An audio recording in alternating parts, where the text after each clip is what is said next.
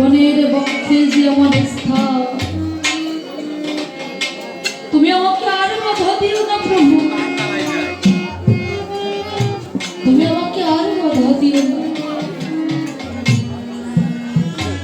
আমি ওই লক্ষণের বক্ষে পতিত হব ঠিক, কিন্তু আমি তোমাকে কথা দিচ্ছি প্রভু, লক্ষণ আমার পুনরায় প্রাণ ফিরে, তুমি আমাকে আর বাধা দিও না, তুমি আমাকে অনুমতি দাও প্রভু, তুমি আমাকে অনুমতি দাও। প্রভু রামচন্দ্র আমার ভাই লক্ষণের সম্মুখে সরে দাঁড়িয়েছে, আর শক্তিশালী আমার কি করেছে, ওরে মন্দ গতি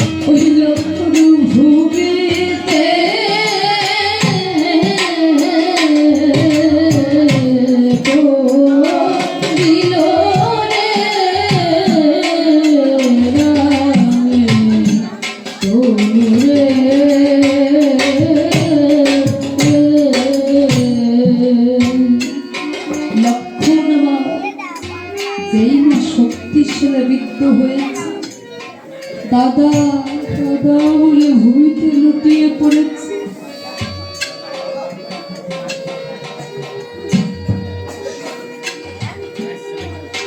দাদা দাদা বলে ভূমিতে লুটিয়ে পড়েছে।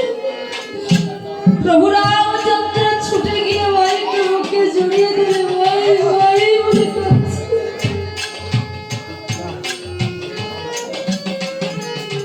কোন বড় দাদা কি পারে চোখের সম্মুখে ছোট ভাইয়ের মৃত্যু দেখতে? প্রভু রামচন্দ্র ভাই ভাই বলে কাঁদছে। শক্তিশালী আমার পুরোটাই লক্ষণের বক্ষে মৃত্যু হয়েছে। যন্ত্রণায় ছটফট ছটফট করছে লক্ষণ। কেউ এই শেল বের করতে পারছে। প্রভু রামচন্দ্র ভাইয়ের যন্ত্রণা সহ্য না করতে পেরে বিষম্ভার মূর্তি ধরে এক টান দিয়ে ওই শেলটিকে নিয়ে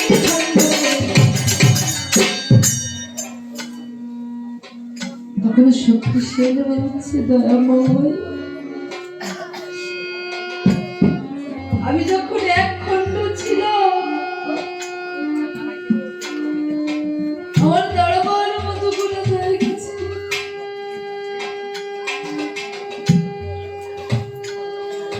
এখন তুমি আমাকে 3 খণ্ড করে দিলে প্রভু। আমি এখন কোথায় গিয়ে দাঁড়াবো? আমি কোথায় গিয়ে দাঁড়াবো? প্রভু রামচন্দ্র বলছে, শক্তি সে, আমি যখন তোমাকে 3 খণ্ড করে দিয়েছি, তোমাকে দাঁড়াবার মতো জায়গা আমি দেখিয়ে দেব। তাই প্রভু আমার প্রথম খণ্ডকে দেখে বলেছে, শোনো শোনো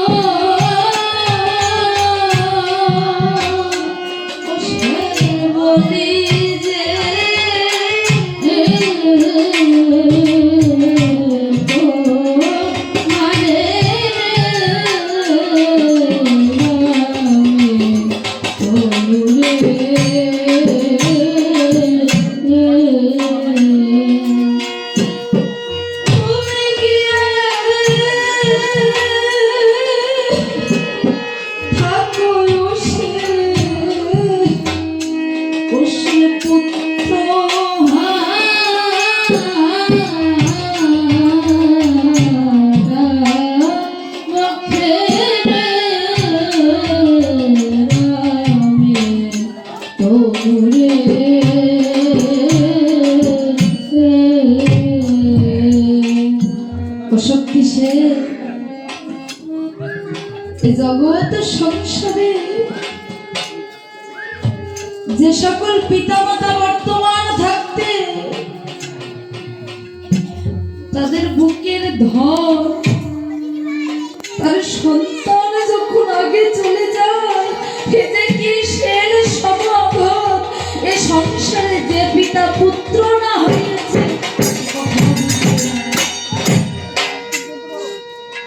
তাই বলছি শক্তি সে, আজ থেকে তোমার স্থান ওই পুত্র হারা পিতার বক্ষে। জানো শক্তি সে, এ জগৎ সংসারের সবচেয়ে ভারী বস্তু কি তুমি জানো? এ জগতের সবচেয়ে ভারী বস্তু হলো একজন পিতার কাঁধে তার সন্তানের মরা দেহ। এর চেয়ে ভারী বস্তু আর নেই। তাই আজ থেকে তোমার স্থান ওই পুত্র হারা পিতার বক্ষে। দ্বিতীয় খণ্ড বলছে, ও প্রভু আমার জায়গাটা দেখিয়ে দাও। তখন প্রভু আমার দ্বিতীয় খণ্ডকে বলছে, বলে শোনো শোনো দ্বিতীয় খণ্ড,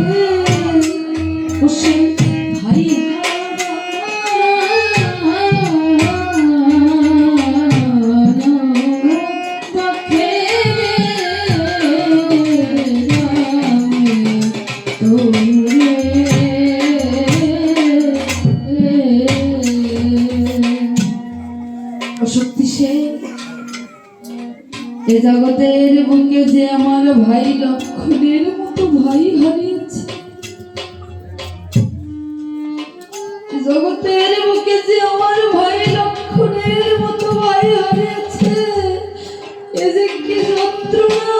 এ জগতের বুকে যে দাদা ভাই না হারিয়েছে, সে কখনো বুঝবে।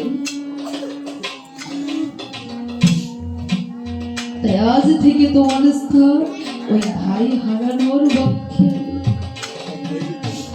তুমি গিয়ে তার কাছে থাকো। তখন তৃতীয় খণ্ড বলছে, ও প্রভু আমার জায়গাটা দেখিয়ে দাও। শোনো শোনো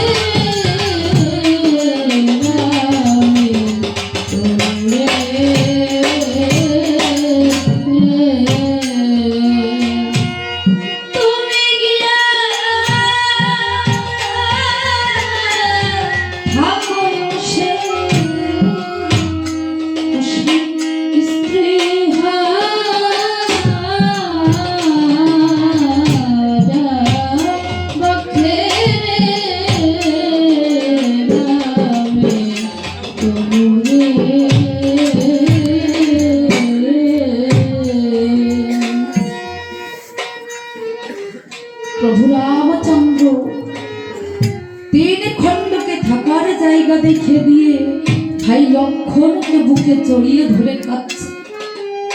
লক্ষণ আমার যন্ত্রণায় ছটফট ছটফট করছে। ভাইয়ের যন্ত্রণা সহ্য করতে পারছে না প্রভু রামচন্দ্র। এমন সময় মিত্র জাম্ববান বলছে, ও প্রভু, তুমি লঙ্কা থেকে একবার সুষেণ বৌদ্ধকে আনার ব্যবস্থা করো। প্রভু রামচন্দ্র হনুমান গিয়ে বলছে, হনুমান তুই যা, হনুমান ওই লঙ্কা থেকে সুষেণ বৌদ্ধকে ডেকে নিয়ে আয় বাবা। হনুমান প্রভুর আদেশ পেয়ে লঙ্কায় গিয়ে সুষেণ বৌদ্ধকে বলছে, বৌদ্ধ মশাই, আমার প্রভুর ভাই লক্ষণের যে প্রাণ সংশয়, আপনাকে এখনই যেতে হবে। বৌদ্ধ মশাইকে নিয়ে এসেছে ভক্ত হনুমান। সুষেণ বৌদ্ধ লক্ষণকে দেখে বলছে, ও প্রভু, প্রভু লক্ষণের যে প্রাণ সংশয়, বাঁচার তেমন কোনো আশা দেখছি না। হ্যালো, তবে হ্যাঁ, হ্যালো, উপায় একটা আছে। কেউ যদি ওই গন্ধমাদন পর্বত থেকে 3টি ঔষধ, বিষণ্ণকরণী, মৃত্যু সঞ্জীবনী ও অস্থি সঞ্চারিণী, এই 3টি ঔষধ ওই গন্ধমাদন পর্বত থেকে আনতে পারে, তাহলে হয়তো লক্ষণের প্রাণ বাঁচানো যেত।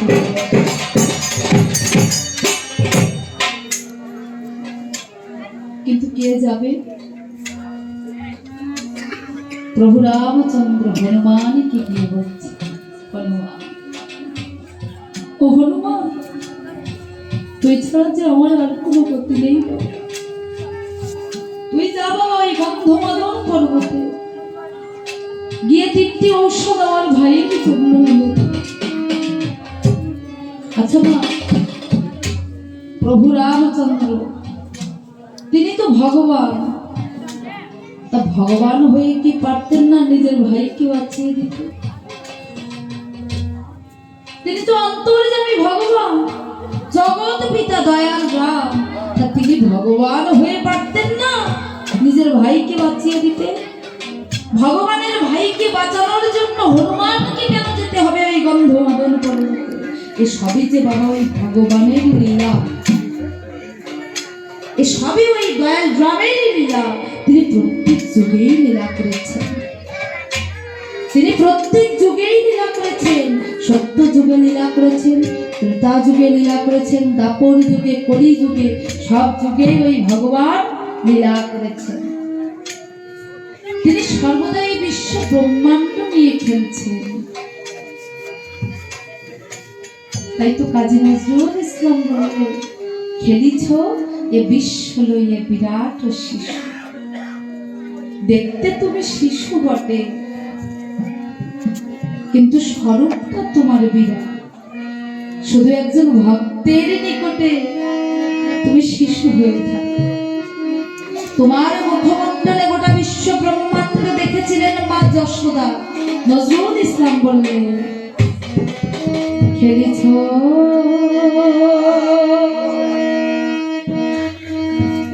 খেলেছ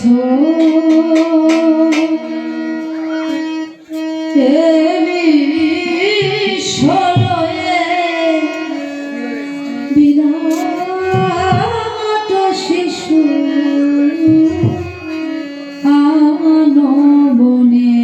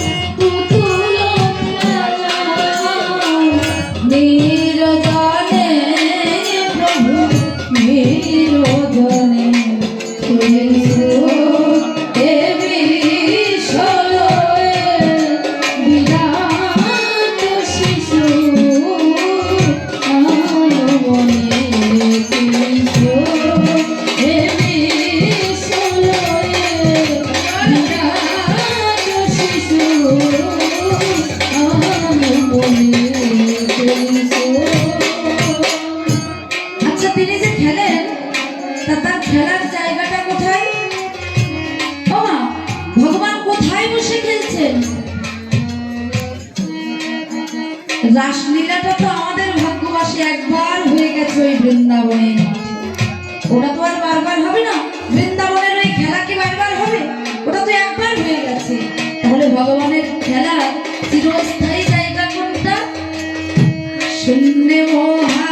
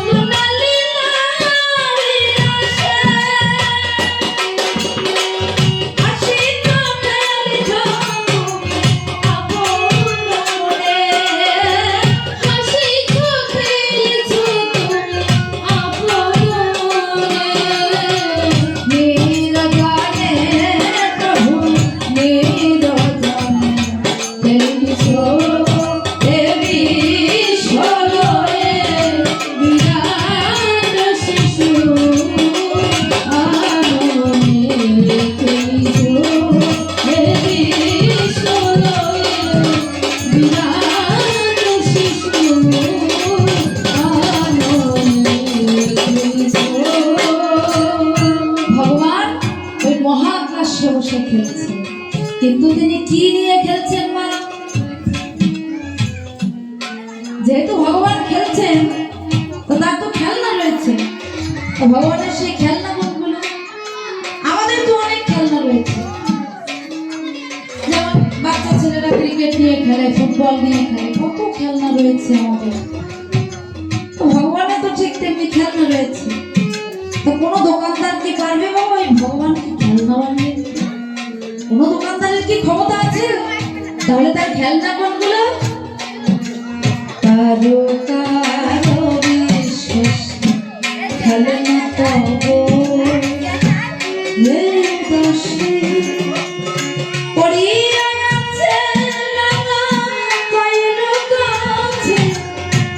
রাশি রাশি কারো কারো বিশ্বাস খেলনা পাবো।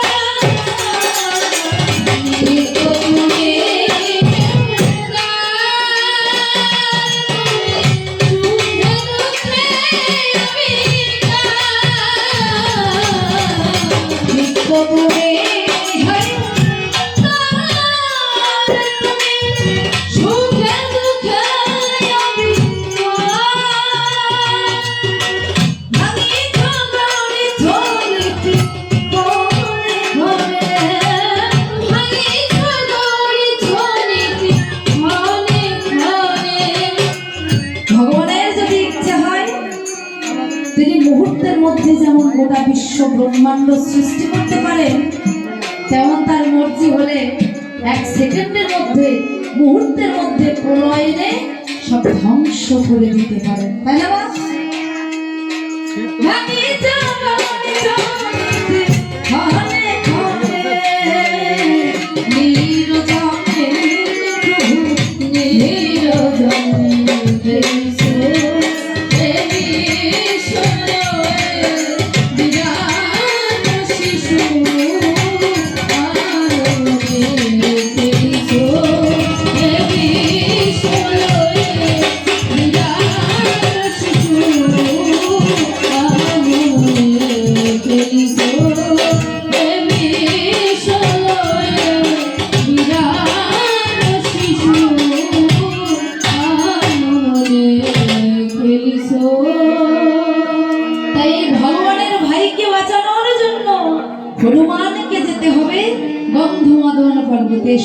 বাবা এই ভগবানের লীলা।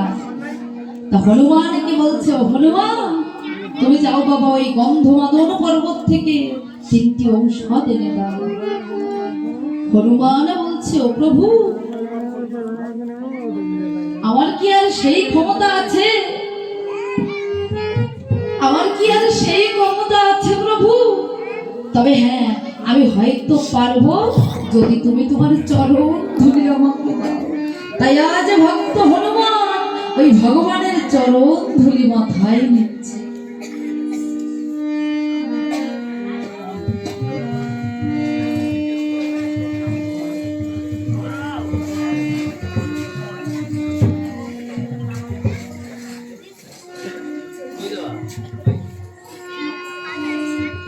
এবার হনুমান বলছে, ও প্রভু তা অত দূরের পথ যাব, আমায় যদি কিছু সেবা দাও তাহলে হয়তো আমি অত দূরে যাওয়ার শক্তি পাবো। তাই তখন প্রভু রামচন্দ্র রাম ভক্তদের ডেকে বলছে, ওরে যেমন করেই হোক ওই হনুমানের জন্য তোমরা কিছু সেবার ব্যবস্থা করো।